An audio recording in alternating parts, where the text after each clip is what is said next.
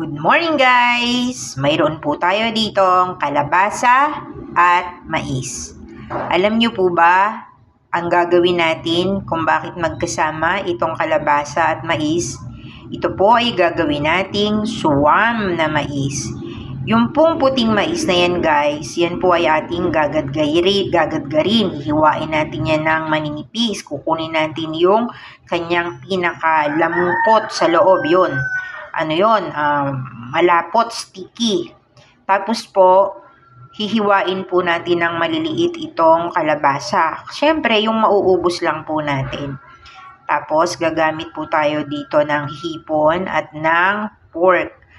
Doon po natin igigisa sa pork, saka sa shrimp. Doon natin igigisa itong kalabasa at itong mais na puti. Ang kalalabasan po nun guys ay suwam na mais. Tapos lalagyan po natin yan ng malunggay.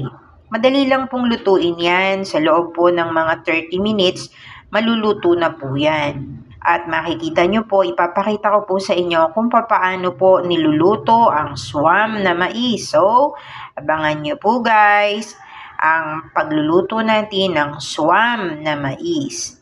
See you on my next live.